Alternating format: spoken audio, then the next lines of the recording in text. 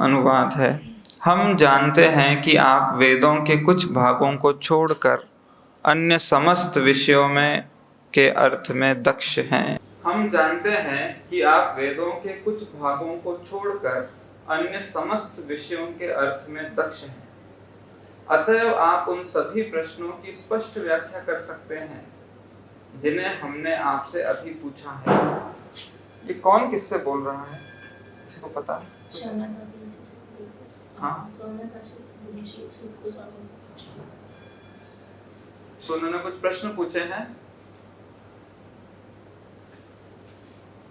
शौनक ऋषि के नेतृत्व में बहुत सारे ऋषि मुनि हैं जो एकत्र हुए हैं नैमिषारण्य में यज्ञ करने के, संकीर्तन यज्ञ करने के, क्योंकि कली का प्रभाव बढ़ने वाला है। सो उनको कली का प्रभाव अभी शमन करना है। सो अपना योगदान दे रहे हैं लोक कल्याण के लिए, क्योंकि साधु का जीवन लोक कल्याण के लिए होता है, समर्पित। तो वहां पे सूत गोस्वामी आते हैं और वो उनसे प्रश्न पूछते हैं।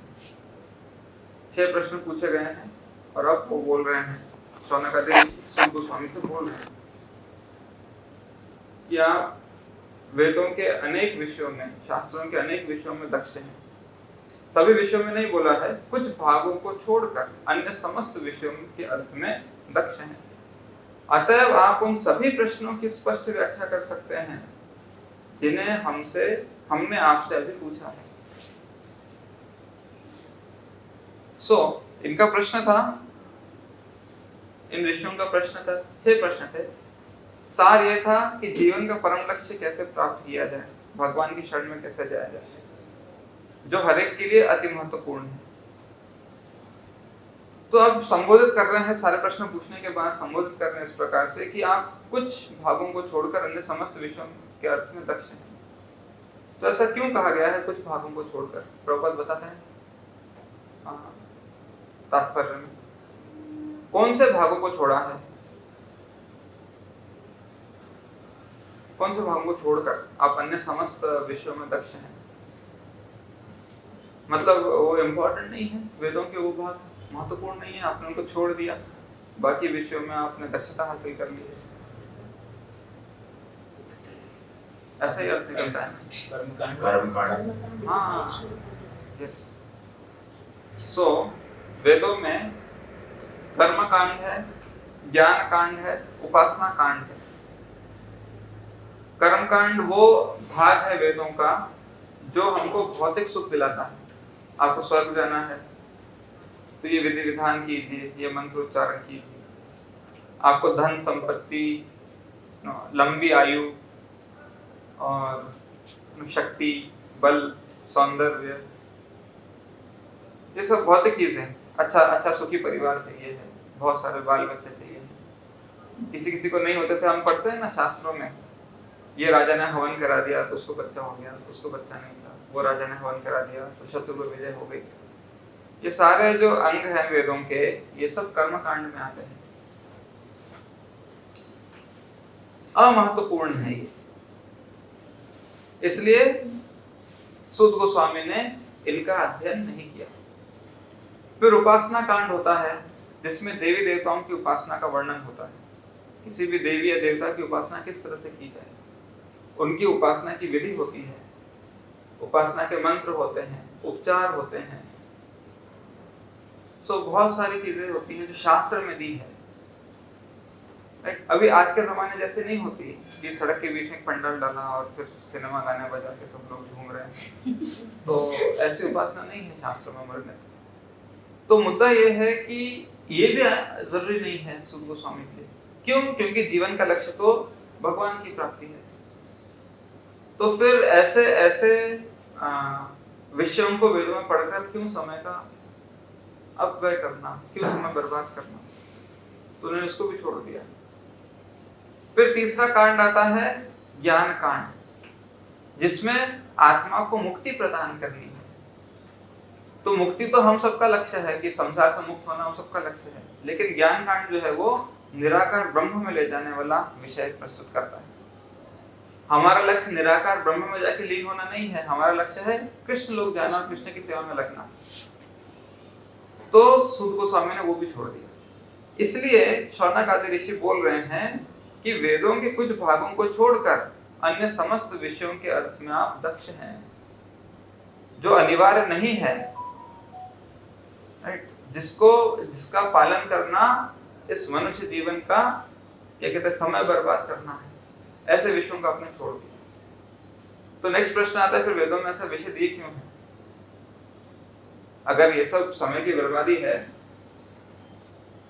देखिए भगवान कृष्ण भगवत गीता में बताते हैं, जो लोग कर्मकांड में लगे होते हैं उनके बारे में भगवान क्या बोल रहे हैं? दूसरे अध्याय में आता है कर्मकांड के बारे में। अल्प ज्ञानी मनुष्य, जो लोग कर्मकांड में लगे हैं, हम ये व्रत करेंगे, वो व्रत करेंगे, ये हवन करेंगे, वो हवन करेंगे, ऐसे नॉन डिवोशनल होता है ना, ऐसे कोई चौथ का व्रत है, सप्तमी का व्रत है, इसका व्रत, उसका व्रत, बहुत सारे व्रत होते हैं। तो सीधा भगवान ने शुरू कैसे किया है? हाँ, ये पहली लाइन ऐसे शुरू होती है, अल्प ज्ञानी मनुष्य वेदों के उन अलंकारिक शब्दों के प्रति अत्यधिक आसक्त रहते हैं। ओ, हमने ये व्रत नहीं किया तो क्या होगा? हमने व्रत नहीं किया तो क्या होगा? अलंकारिक शब्दों के प्रति अत्यधिक आसक्त रहते हैं, जो स्वर्ग की प्राप्ति, अच्छे जन, शक्ति इत्यादि के लिए विविध सकाम कर्म करने की संस्तुति करते हैं। इंद्रिय तृप्ति तथा ऐश्वर्य में जीवन की अभिलाषा के कारण वे कहते हैं कि इससे बढ़कर और कुछ नहीं है। तो ये लोग कौन है? अल्पज्ञानी मनुष्य वेदों के उन अलंकारिक शब्दों के प्रति। सो अगर कोई वेदों के कर्मकांड को पकड़ता है और ऐसे विधि विधानों में, ऐसे व्रत तप दान पुण्य इन सब में लगता है जो इंद्रिय तृप्ति बढ़ाते हैं या भौतिक ऐश्वर्य बढ़ाते हैं, उनको भगवान बोल रहे हैं अल्पज्ञानी मनुष्य। इसलिए श्रीसूत गोस्वामी ने इस विषय में कुछ भी प्रयास नहीं किया। ये हो गया कर्मकांड के विषय। अब उपासना कांड क्या सिखाता है? देवताओं की उपासना। देखिए देवताओं की उपासना के बारे में कितने अच्छे से बताया। जिनकी बुद्धि भौतिक इच्छाओं द्वारा मारी गई है वे देवताओं की शरण में जाते हैं। भगवान शुरू ही ऐसे करते हैं, आगे सामने वाले को बोलने के लिए कुछ बाकी नहीं रह जाता। पहले उनकी महिमा बताते हैं। क्या महिमा है देव उपासकों की? जिनकी बुद्धि भौतिक इच्छाओं द्वारा मारी गई है। अब आप कुछ भी बोलिए, इसके आगे कुछ निरर्थक ही रहेगा। जब आप पहले बोलते आपकी बुद्धि भौतिक इच्छाओं द्वारा मारी गई है, आप कितना भी तर्क दीजिए, कितना भी लॉजिक दीजिए, कितना भी आर्गुमेंट दीजिए, जिसकी बुद्धि मारी गई है उसके वचनों को सुनकर क्या फायदा? सो देवताओं की उपासना के लिए इस तरह से बताया है, जिनकी बुद्धि भौतिक इच्छाओं द्वारा मारी गई है वे देवताओं की शरण में जाते हैं और वे अपने अपने स्वभाव के अनुसार पूजा के विशेष विधि विधानों का पालन करते हैं। ये वेदों में आता है उपासना कांड। श्रीसूत गोस्वामी ने छोड़ दिया। अब निराकार ब्रह्म के बारे में बताते हैं। तो पहले समझ गए होंगे क्या आने वाला है, करेक्ट? देखिए निराकार ब्रह्म। बुद्धिहीन मनुष्य मुझको ठीक से न जानने के कारण सोचते हैं कि मैं पहले निराकार था और अब मैंने इस स्वरूप को धारण किया है। अल्पज्ञानी मनुष्य जिनकी बुद्धि मारी गई है और अब बुद्धिहीन मनुष्य, तीनों को भगवान ने एक ग्रंथ में तो कहते हैं लपेट लिया है। तो बस इस तरह से भगवान ने कर्मकांड, उपासना कांड, ज्ञान कांड तीनों की महिमा बता दी है। और इसलिए ये जो ऋषिगण हैं, ऋषि मुनि हैं, वे सूत गोस्वामी से बोल रहे हैं कि आपने इन सब भाव को छोड़ दिया। क्यों? क्योंकि ये इररिलेवेंट है, निरर्थक है हमारे मनुष्य जीवन के लक्ष्य के लिए। इनका कोई योगदान नहीं है हमारे जीवन के लक्ष्य के लिए, जो है कृष्ण प्राप्ति। तो इस तरह से भगवान बता रहे हैं भगवद गीता में। कि जीवन का लक्ष्य है उनकी प्राप्ति। अब इस विषय पे आते हैं। अब देखिए यहाँ पर तुलना की गई है, जो लोग वेद पढ़ते हैं और जो लोग वेद पढ़ते हैं और जो पुराण पढ़ते हैं। कभी कभी क्या होता है, बहुत बहुत समय पहले की बात है, एक बार मंदिर में कोई हरिद्वार के पंडित आए थे। वो एक स्टैंडर्ड होता है उनके, मोटी मालाएं होती हैं, सिल्क की धोती होती है, एकदम भड़कीले कलर का कुर्ता होता है। तो आए थे, तो बोलते हैं कि मुझे आपके मंदिर में क्या कहते हैं, कुछ जॉब दे दी थी। मैं हरिद्वार से आया हूँ और मैं वेदों का बहुत निपुण पंडित हूँ और मैं वेदों का उच्चारण करता हूँ। तो मैंने बोला कि हमारे यहाँ वेदों के उच्चारण जैसी कोई सेवा होती नहीं है जनरली। तो बोलते लेकिन देखिए आपके यहाँ ना हरे कृष्णा में, इस्कॉन में किसी को वेद नहीं आते, मेरे को आते हैं। तो अभी आप मेरे को यहाँ पे रख लीजिए, ठीक है, जो भी आप देंगे, रहने के लिए जो व्यवस्था देंगे और थोड़ा सा सैलरी देंगे तो चलेगा, ठीक है। तो मैंने उनसे पूछा, ऐसे फिर बैठ गए, वो ये गार्डन में वो बना ना ऐसे गोल गोल फर बोले। मैंने उनसे पूछा कि आप वेदों में इतने पारंगत है। बोलते हम 2-2 घंटे नॉन स्टॉप वेद पढ़ते हैं, पूरा ना उनको कंठस्थ है वेद, उनका अभ्यास ही ऐसा होता है, वो सब कर्मकांड पंडित होते हैं। उनको पूछा वेदों का लक्ष्य क्या है, तो उनको समझ में आ गया कि किस दिशा में चर्चा जाने वाली है। तो चुप हो गए एकदम से। मैंने उनसे पूछा फिर से कि आप जो वेद पढ़ते हैं, इतना आपने जो वेदों का अध्ययन किया तो इसका मीनिंग भी पढ़ा होगा, सिर्फ रटा तो नहीं होगा। जैसे यहाँ पे लिखा है ना, तोता रटंत की अपेक्षा अनुभूति अधिक महत्वपूर्ण है। उनके पास आंसर नहीं था। तो बोलते हैं कि देखिए वेदों में बहुत दिया है, ये मनुष्य जीवन बहुत इंपॉर्टेंट है, ठीक है, सो हमको पुण्य कमाना है। मतलब फिर पुण्य कमा के तो स्वर्ग जाएंगे, स्वर्ग जाके वापस आएंगे, ऐसे गीता में लिखा है। बोलते हैं हाँ, लेकिन यही मनुष्य जीवन का लक्ष्य है। मतलब फिर मोक्ष, बोलते आप अच्छे कर्म करो आपको मोक्ष मिलेगा। बोले ये वेदों में लिखा है। मैं सीधा पूछा, ये वेदों में लिखा है अच्छे कर्म करो मोक्ष मिलेगा? तो बोलते हैं कि देखो हमको मनुष्य मिला है, इस संसार में भगवान ने हमको ड्यूटी दी है, हमको ड्यूटी करनी है। बोला लक्ष्य बताइए, जीवन का लक्ष्य क्या? अंत में मोक्ष कहाँ? मोक्ष मिलेगा तो कैसे मिलेगा, हम कहाँ जाएंगे? तो बोलते हैं कि आप अच्छे कर्म कीजिए, भगवान आपको प्रसन्न हो जाएंगे। अच्छे कर्म करने से आप ईमानदारी से कर्म कीजिए। मतलब वो वेदों के पंडित बोल रहे हैं ऐसा, आप ईमानदारी से कर्म कीजिए। मतलब ये तो नैतिकता है, ये तो वेदों का गूढ़ रहस्य थोड़ी है। ये तो हम स्कूल के बच्चों को भी सिखाता है, बिना वैसे का ऑनेस्टी, काइंडनेस, ट्रूथफुलनेस, ये तो स्कूल के बच्चों को भी सिखाया जाता है। तो एकदम से वो सुन्न पड़ गए, क्योंकि उनको पता है, देखिए सब लोग जानते हैं कि इस्कॉन मींस कृष्ण लोग जाना है, हरे कृष्ण महामंत्र, इसके अलावा कुछ नहीं है। तो धीरे धीरे उन्होंने विड्रॉ कर लिया कि मेरे को यहाँ नहीं रहना है, मैं चला जाऊंगा। लेकिन मैंने फिर उनको बताया कि जीवन का लक्ष्य तो कुछ और है। बोलते देखिए भगवान ने वेद दिए हैं, उनका एम्फेसिस किस बात पे? भगवान ने वेद दिए हैं, वेद भगवान के श्वासों से निकला है, जो हम पढ़ रहे हैं ये है, उनके इसमें भी अध्ययन में आता है, तो हम इसको नकार नहीं सकते। मैंने बोला हाँ नकार नहीं सकते, लेकिन भगवान ने स्वयं अर्जुन से गीता में कहा है, त्रैगुण ने विषय वेदा निस्त्रैगुण भव अर्जुना। वेदों में जो 3 गुणों का प्रसंग है उसको छोड़ दो अर्जुन, सिर्फ आत्म साक्षात्कार का प्रसंग पकड़ो। आप बोल रहे हैं कि वेदों के उच्चारण से स्वर्ग मिलेगा, लेकिन जो 3 गुणों में आता है स्वर्ग, गोलोक धाम जो है 3 गुणों से परे है।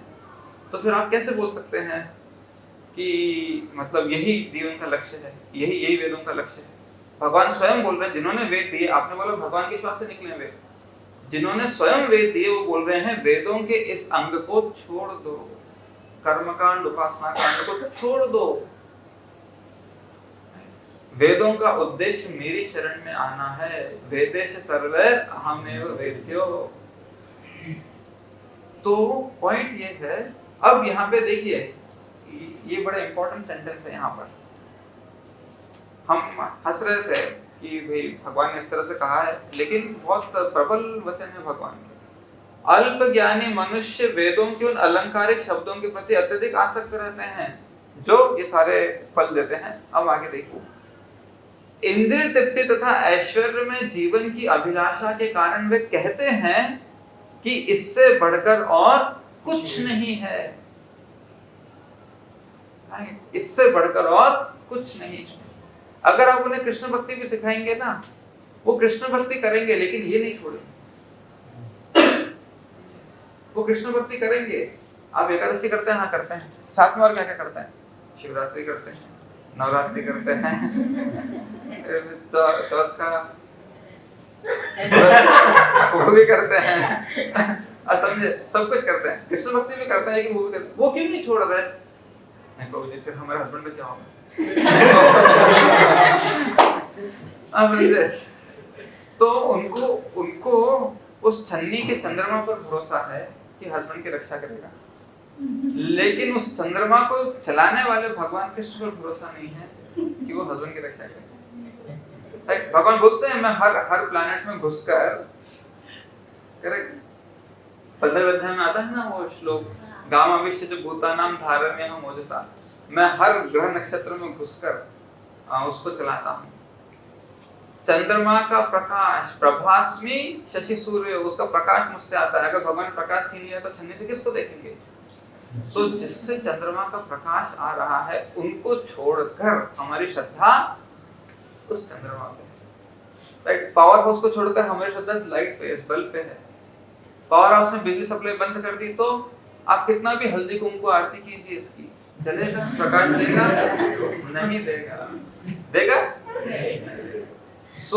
जिससे इसकी शक्ति आ रही है। कभी कभी ये एग्जाम्पल देते हैं लोग कि नल से पानी आ रहा है तो नल की पूजा नहीं करनी चाहिए। नल में पानी आ रहा है टंकी से, टंकी में पानी आ रहा है म्युनिसिपैलिटी से। अगर आप म्युनिसिपैलिटी को टैक्स नहीं भरेंगे तो ना टंकी में पानी चढ़ेगा ना नल में पानी आएगा। आप बोलेंगे मैं हर रोज नल को 10 रुपए चढ़ाता हूँ टैक्स, ठीक है, पर म्युनिसिपैलिटी को नहीं चढ़ाता। अब आप कितना ही माथा ठोक दीजिए उस नल के ऊपर, अगर म्युनिसिपैलिटी आपके टंकी में पानी नहीं चढ़ाती है तो आपके नल में पानी नहीं आ सकता।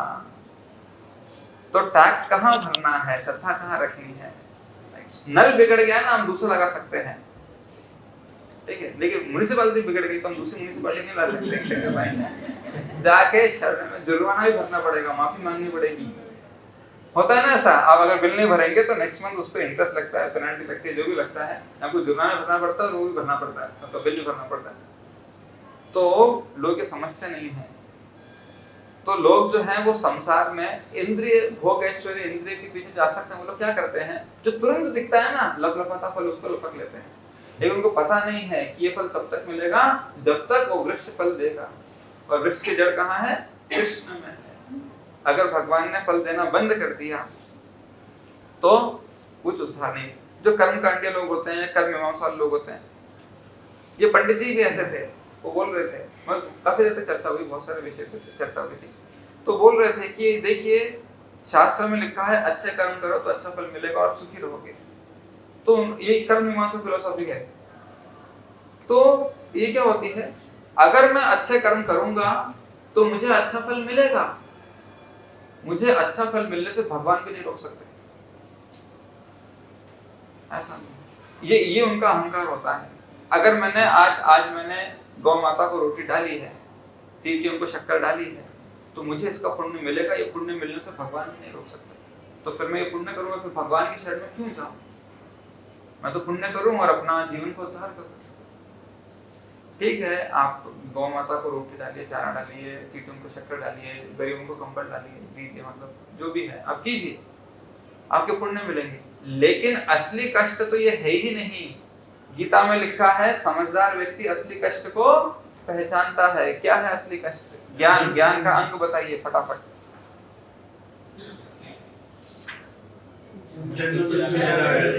हाँ, राइट। जन्म, मृत्यु, वृद्धावस्था तथा रोग के दोषों की अनुभूति। भगवान बोलते हैं इन सबको मैं ज्ञान घोषित करता हूं और इनके अतिरिक्त जो भी है वह सब अज्ञान है। अगर आपको जन्म मृत्यु का चक्र दोषपूर्ण नहीं दिखता, कष्ट के रूप में नहीं दिखता, oh it's a part of life, ये तो जीवन का अंग आता रहेगा जाता रहेगा, इसका मतलब आप अज्ञान में है, आपकी बुद्धि मारी गई है। ये है वो लोग जो भोग और ऐश्वर्य के प्रति आसक्त है, तो उनको दिखता नहीं है कि मैं जन्म मृत्यु के चक्कर में फंसता जाऊंगा, आगे मैं अधोगति में भी जा सकता हूं। सो जो इस प्रकार सचेत होता है वो फिर इन कर्म कांडों में नहीं पड़ता, वो सीधा एक्सक्लूसिव भगवान की शरण लेता है, और यही भगवान चाहते हैं। सो हम अच्छे पुण्य कर्म करेंगे, ठीक है, पंडित जी का आर्गुमेंट क्या है, अच्छे पुण्य कर्म करेंगे, हाँ करेंगे बिल्कुल, उसका फल मिलेगा, हाँ देंगे, भगवान देंगे, भगवान की मंजूरी से मिलता है। भगवान रोकना चाहे तो रोक भी लेंगे, लेकिन वो रोकते नहीं है। कुछ तो मेहनत कर रहा है बेचारा, कुछ कमा रहा है खाना, लेकिन आपको मोक्ष नहीं दिला सकते ये पुण्य कर्म। जन्म मृत्यु के चक्र से आपको निकाल नहीं सकते। इंद्र जैसे तेजस्वी देवराज हैं वो, उनको भी उनके कर्मों की वजह से सुअर की योनि में आना पड़ा। लेकिन जो कृष्ण भक्ति करते हैं वो सीधा गोलोक जाते हैं। फिर वो सब इन सब ये सब है ना डेंजर्स हैं, खतरे हैं जीवन के, पता नहीं आगामी जीवन कैसा हो जाए। नृग राजा थे, आपने पढ़ा कृष्ण बुक में राजा नृग की कथा, द्वारका में वो छिपकली बन के कुआं में, वो भी इसी भाव में थे। क्या भाव था उनका कि हम लाखों लाखों गाय दान में देंगे, बहुत सारा पुण्य कमाएंगे, फिर ऐशो आराम की जिंदगी होगी, स्वर्ग की प्राप्ति होगी, आनंद में जीवन होगा। लेकिन देखिए उनकी नियति कैसी है। एक गाय एक ब्राह्मण को लाख गाय दी है, एक गाय निकल के आ गई और दूसरे ब्राह्मण की टोली में चली गई। उस एक गाय के वो उनकी गलती नहीं है राजा की, लाखों लाखों गाय दान में दे रहे हैं, उसमें से एक गाय इधर उधर हो गई, कैसे पता चलेगा? राजा थोड़ी जाके उधर गायों को वो कर रहे हैं, देखभाल कर रहे हैं। दोनों ब्राह्मण इतने क्रुद्ध हो गए, उनको शाप मिल गया कि तुम जाके छिपकली बन जाओ, जाके द्वारका के कुएं में, पुराने से कुएं में छिपकली बन जाओ। और वो भगवान रामचंद्र के पूर्वज थे, तो सूर्यवंश में आते हैं, राइट, सूर्यवंश के राजा थे। तो अब सवाल ये है कि लोग कर्मकांड पे भी आश्रित हैं, लेकिन कर्मकांड भी इतना खतरनाक है, थोड़ी सी गलती हो गई, थोड़ी सी भी गलती हो गई तो गए काम से। कहां वो स्वर्ग की याचना कर रहे थे कि मैं स्वर्ग जाऊंगा, और उनको क्या जीवन मिला? एक कुएं के अंदर छिपकली है जो बस वहां पड़े हुए हैं, निकल भी नहीं रहे वहां से। और कितने कितने युग बीत गए उस योनि में, मर भी नहीं रहे कि अरे मैं मर जाऊं छिपकली के शरीर से मुक्ति मिले, नहीं, युगों युगों तक। तो कर्मकांड जो है बहुत खतरनाक है। लोगों को लगता है तुरंत इंद्रिय तृप्ति देता है, तुरंत आनंद मिलेगा, लेकिन जो शुरू में आनंद जैसा होता है वो अंत में विष जैसा होता है।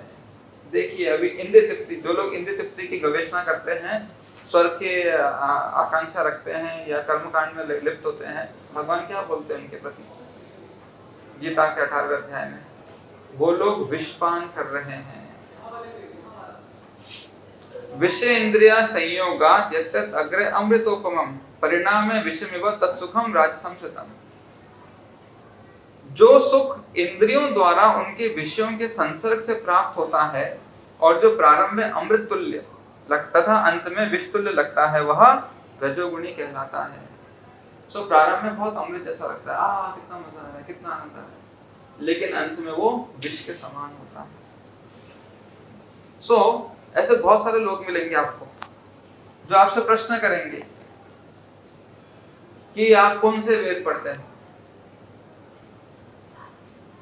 सो क्या उत्तर है हमारे पास? मेरे से ऐसा प्रश्न किया गया था एक बार, क्या कौन सा वेद पढ़ते हैं? तो अभी क्योंकि अगर आप किसी प्रामाणिक परंपरा में आते हैं तो वेदों का अनुसरण करना तो आपका कर्तव्य है, वेद तो पालन करना ही होगा, isn't it?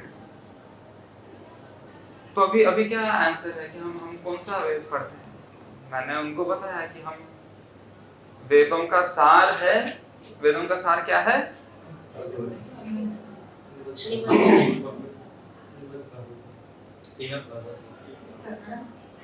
वेदांत सूत्र। मैं तो ये तो आपको पथभ्रष्ट करने के लिए कर रहा था तो देखने के लिए कि आप अपनी शिक्षा पर निर्भर करते हैं या मेरी उंगली के इशारे पर निर्भर करते हैं। सो वेदों का सार है वेदांत सूत्र। वेदांत सूत्र की जो व्याख्या है वो है श्रीमद् भागवतम। अब लोगों को संतुष्टि नहीं होती, नहीं ये तो पुराण है, ये वेद थोड़ी है, श्रीमद् भागवतम तो पुराण है। श्रीमद् भागवतम एक पुराण है, ये वेद नहीं है, ठीक है। वेद होते हैं श्रुति, श्रीमद् भागवतम में स्मृति। अब नेक्स्ट पॉइंट है, महाभारत जो है वो पंचम वेद कहा गया है, और वेदों का एक अंग होता है उपनिषद। सो पंचम वेद में आता है गीतोपनिषद। सो हम भगवत गीता का अध्ययन करते हैं और हम श्रीमद् भागवतम का अध्ययन करते हैं। सो गीता एक उपनिषद है, इसका नाम है गीतोपनिषद। पढ़ा है ना आपने कभी तो सीखा होगा गीतोपनिषद।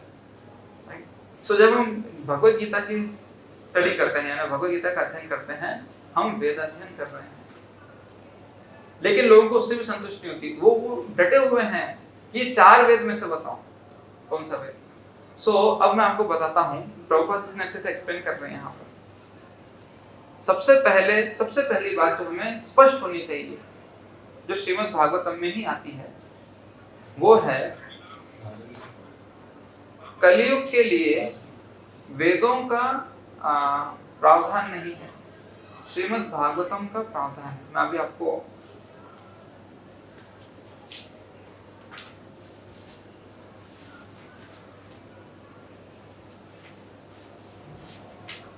भागवतम में बताया है, कृष्णे स्वधामे उपगते धर्म ज्ञानादि भी सह कलो नष्ट दिशा मेषा पुराण अर्कनुदिता।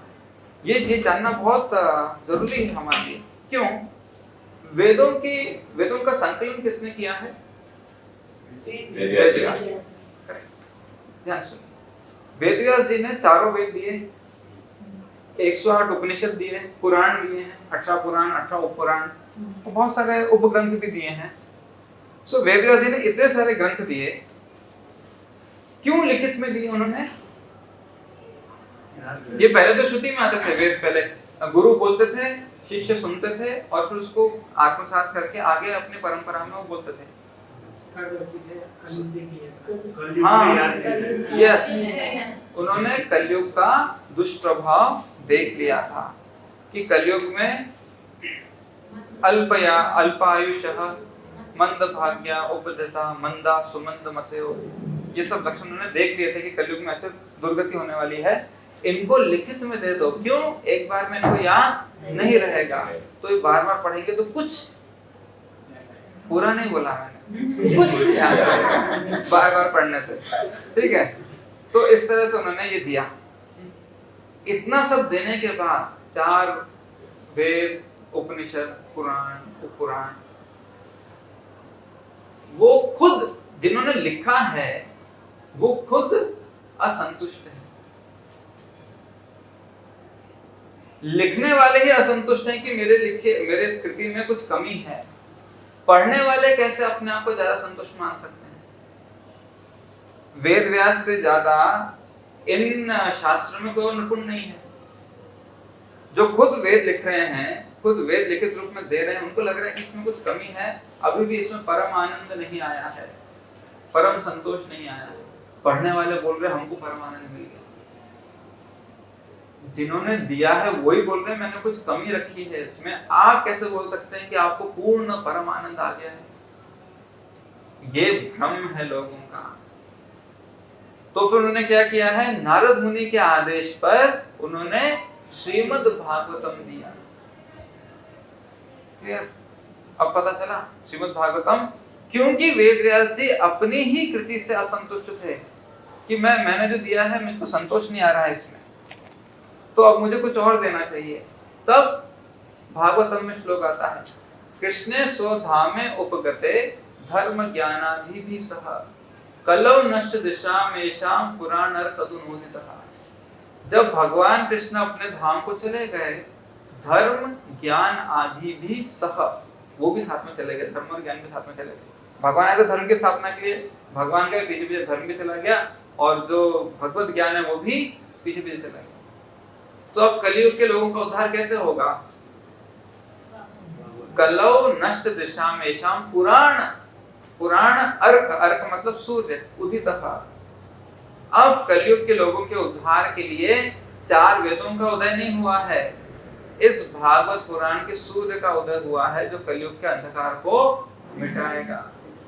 जब भगवान के साक्षात अवतार वेदव्यास जी बोल रहे हैं कलयुग के लिए भागवतम दिया है मैंने, लोग अभी भी वेद को पकड़ के बैठे हैं, उनको समझ नहीं आ रहा है। क्या समझ नहीं आ रहा है? कि कलयुग में उद्धार का रास्ता श्रीमद् भागवतम है, ये वेद नहीं। लिखने वाले बोल रहे हैं कि मैंने ये ग्रंथ दिया है कलयुग के लिए, अगर आपको सच में अपना उद्धार करना है कलयुग के लिए तो ये ग्रंथ पढ़िए। बोले नहीं, तुम 4 वेद बता। फिर अब हम कुछ नहीं बोल सकते, तो क्या करना है? दिल में याद करना है। क्या याद करना है? 2.43-44 अल्प ज्ञानी मनुष्य वेदों के उन अलंकारिक शब्दों के प्रति अत्यधिक आसक्त रहते हैं। करेक्ट है ना? क्यों? क्योंकि जो समझदार है वो क्या करेगा? कृष्ण लोग जाने के तुरंत जो दिया है उसको स्वीकार करेगा। अगर कोई कुएं में फंसा है, कोई बाहर व्यक्ति हो निकालना चाहता है कि चलो मैं आपको निकालता हूं, मैं एक रस्सी डालता हूं, अगर आपको कुएं से बाहर आना है तो ये वाली रस्सी जो मैंने डाली इसको पकड़ो। नहीं, मुझे वो गोल्डन वाली रस्सी चाहिए, वो जरी वाली रस्सी चाहिए, वो चमकी वाली रस्सी चाहिए, अलंकारिक वो फूलों वाली रस्सी चाहिए। भाई निकलने के लिए यही रस्सी है, आपको जो रस्सी चाहिए हम अंदर डाल देंगे, लेकिन आप भी अंदर रहोगे, रस्सियां भी अंदर ही रहेंगी। निकलना है तो ये जो रस्सी भेजी है इसको पकड़ो, इसको बोलते हैं समझदारी। करेक्ट, इसको बोलते हैं समझदारी। एक सिंपल एग्जांपल, ये वेदों के, अभी इसमें हम पढ़ रहे थे कि देखिए प्रभुपाद बताते हैं वेदों का उच्चारण करना ओंकार से,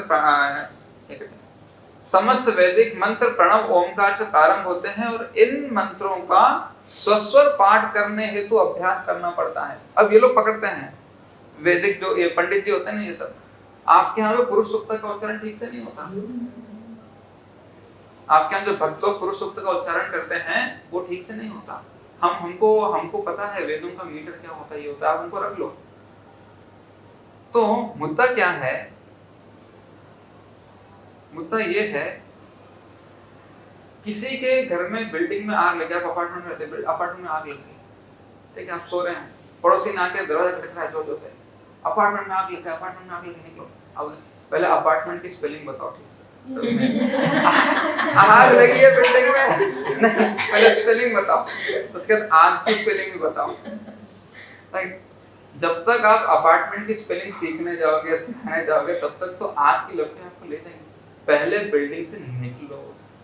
सो पुराण, ये भागवत पुराण, भगवत गीता हमको क्या बता रहे हैं? ये बता रहे हैं कि इन सब उलझनों में मत पड़ो। मैं आपको नारद मुनि का श्लोक बताता हूं।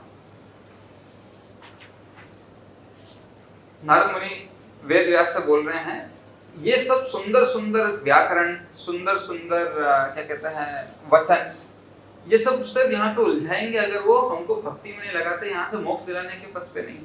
वेदों के अलंकारिक शब्द हैं जिनका सस्वर पाठ किया जाता है, बहुत मधुर होते हैं और बहुत क्या कहते हैं निपुण लोग इसको कर सकते हैं, एक्सपर्ट लोग इसको कर सकते हैं। तो उनको एक अहंकार आता है कि मैं कितना एक्सपर्ट हूँ वेदों के मंत्रोच्चारण में। लेकिन आपको अपार्टमेंट की स्पेलिंग सही आ भी गई, आपको निकलने का रास्ता नहीं आया, तो अब नारद मुनि बता रहे हैं वेद व्यास से, देखिए बस इतना कंप्लीट करेंगे, केवल भगवत महिमा का गुणगान ही संपूर्ण ब्रह्मांड के वातावरण को शुद्ध कर सकता है। केवल भगवान का, भगवत महिमा का गुणगान, ठीक है। अब ध्यान से देखिए, आगे बहुत अच्छे समझाया है। जो वाणी श्री भगवान की महिमा का वर्णन नहीं करती उसे साधु पुरुष कौओं के तीर्थ स्थान के समान मानते हैं। कितने भी अच्छे से मंत्र उच्चारण कर लीजिए, लेकिन भगवान का गुणगान नहीं हुआ, स्वर्ग जाने की चेष्टा हुई है, ये सब कौओं का तीर्थ स्थान है। परमहंस व्यक्ति दिव्य लोक के निवासी होते हैं, अतः उन्हें ऐसे स्थान में कोई आनंद नहीं मिलता। सो भगवान का महिमा का गुणगान ये यहाँ पे। अब उनका प्रसंग, उनका कहते हैं प्रसंग नहीं, उनका कहते हैं कंटेंशन क्या है, उनका दबाव क्या है, आप ठीक से उच्चारण नहीं कर रहे। अब आगे देखिए नारद मुनि क्या बोलते हैं। दूसरी ओर जो साहित्य असीम परमेश्वर के नाम, यश, रूपों तथा लीलाओं की दिव्य महिमा के वर्णन से पूर्ण है, वह कुछ भिन्न ही रचना है जो इस जगत की भ्रमित सभ्यता के अपवित्र जीवन में क्रांति लाने वाले दिव्य शब्दों से ओतप्रोत है। ऐसा दिव्य साहित्य, चाहे वह ठीक से न भी रचा हुआ हो, ऐसा दिव्य साहित्य चाहे वह ठीक से न भी रचा हुआ हो, ऐसे पवित्र मनुष्यों द्वारा सुना, गाया तथा स्वीकार किया जाता है जो नितांत निष्कपट होते हैं। सो नारद मुनि वेद व्यास से गुरु हैं, वेद व्यास से बोल रहे हैं। क्या बोल रहे हैं? वेद व्यास सारे वेदों के संकलन करता है। उनके गुरु उनसे बोल रहे हैं ग्रामर ठीक नहीं है, स्पेलिंग ठीक नहीं है, कोई बात नहीं, सबसे पहले यहाँ से निकलने का रास्ता ढूंढो। अभी आप अपार्टमेंट में आग लगी, आप जा रहे हैं, इमरजेंसी एग्जिट लिखा है, इमरजेंसी की स्पेलिंग गलत है। अब सब बैठ के उस पर चर्चा करते हैं। नीचे आग लगी है ग्राउंड फ्लोर पे, आप सब चर्चा कर रहे हैं, सोसाइटी की मीटिंग चल रही है, ये बोर्ड किसने लगाया, ये इसमें स्पेलिंग गलत क्यों हुई, इसमें रेडियम क्यों नहीं चमक रहा है, नीचे लगते हैं। आप समझे? सो जो वेदों के अलंकारिक शब्दों के प्रति आसक्त हैं वो पकड़ लेते हैं। आपने ठीक से मंत्र नहीं बोला। हम आपको खुश करने के मंत्र नहीं बोल रहे हैं, हम भगवान को खुश करने के मंत्र बोल रहे हैं, और भगवान के प्रतिनिधि स्वयं ये बता रहे हैं, साक्षात ये बताया गया है। थोड़ी त्रुटि है तो भी चलेगा, भाव भगवान की शरण में जाना है। अर्जेंसी यहाँ से निकलने की है, ग्रामर ठीक करने की नहीं, वो तो ऊपर जाके सीख लेंगे, करेक्ट। लेकिन जो यहाँ रह जाएंगे उनको नेक्स्ट जन्म वो सीखने का चांस भी ना मिले तो। इसलिए जब ये शौनक आदि ऋषि सूत गोस्वामी से इस तरह से प्रार्थना कर रहे हैं, बता रहे हैं कि आप दक्ष हैं, क्यों? आपने सही वस्तु को पकड़ लिया। अब हम आपसे सुनेंगे, हम भी दक्ष बन जाएंगे कि किस विषय पर फोकस करना है और किस विषय पर फोकस नहीं करना है। Right, so stop here. ग्रंथ श्रीमद् भागवतम की जय, श्री प्रभुपाद की जय। हरे कृष्ण।